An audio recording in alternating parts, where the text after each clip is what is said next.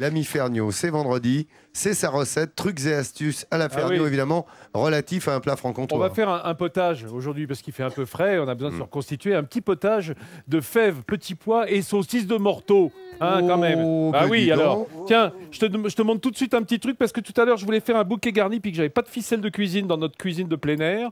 Alors, le petit bouquet, en fait, j'ai pris une feuille de, tu sais, de film plastique qu'on roule simplement et puis on s'en sert comme un lien, voilà. Et ça cuit facilement dans l'eau bouillante, il n'y a pas de problème. Non, ça fond pas. Non, non, ça tient justement dans l'eau bouillante. Je te dis pas qu'au four, ça serait génial, mais dans une eau bouillante, c'est bien. Voilà. On va voir tout de suite, dans quelques minutes, comment on commence ce potage. Allez, déjà, trucs et astuces de Vincent Ferniaud. Vous aussi, à la maison, vous les aurez. Vous pouvez regarder également cette émission si vous n'avez pas tout noté sur plus.fr, vous le savez, sur le Midi en France officiel, notre site Facebook et bien sûr sur france3.fr également. Tiens, tu vas aimer également ce que nous prépare aujourd'hui l'ami Ferniaud, qui est sans jus. T'as vu comme ça sent bon? Elle est bien notre cuisine. Alors, on a mis un peu d'huile dans la casserole. Voilà, on va y faire une petite noix de beurre, une noix jurassienne, hein, une belle noix quand même. Une noix jurassienne et on va faire revenir notre petite garniture aromatique pour ce potage de petits pois et fèves. Alors, on commence avec les oignons. Tiens, Suidon, viens là. Voilà, les oignons, ils sont là. Alors, vous verrez que j'ai mis une gousse d'ail également, enfin une gousse d'ail et demie. Pourquoi est-ce que je mets pas l'ail au début avec l'oignon? Hein, est-ce qu'il y a quelqu'un qui sait ici? Hein? Pourquoi tu mets pas l'ail avec l'oignon? Déjà, tu as retiré le germe de l'ail ou pas? Tu laisses d'abord suer l'oignon. Tu fais d'abord suer un petit peu. Parce qu'il brûle plus vite que l'oignon, non? Bravo Nat.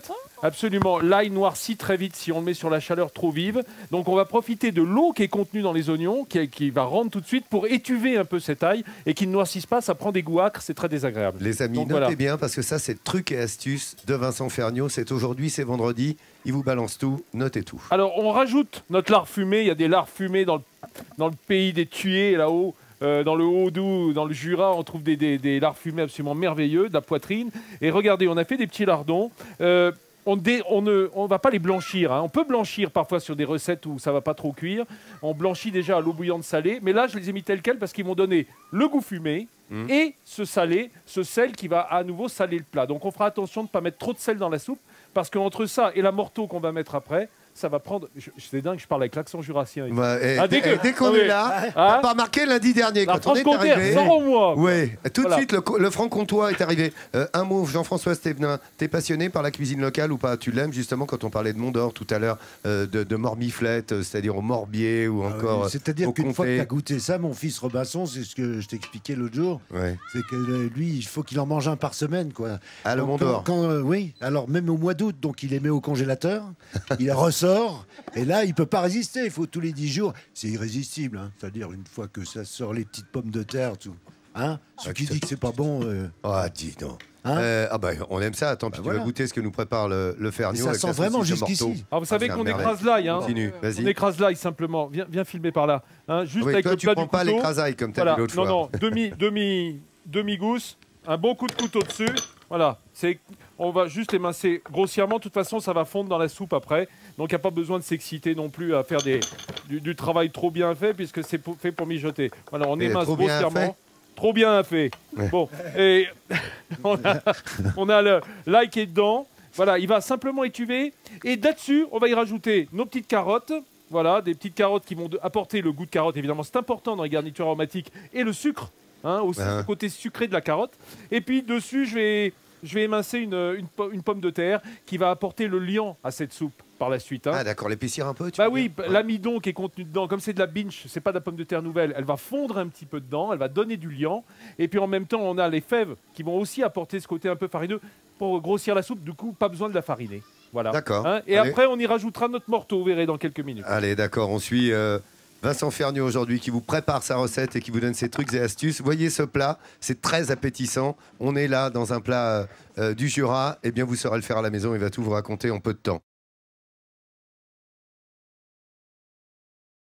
Il y a plus de 5 minutes que la soupe, les fèves et les petits pois sont prêts chez notre ami Ferniaud. Bah ouais mon Lolo, regarde, dans la casserole, la garniture aromatique qu'on a faite tout à l'heure, elle est déjà bien fondue, hein. Elle a sué et c'est déjà pré-cuit. Alors on va y mettre quoi? On va y mettre une belle saucisse de morteau.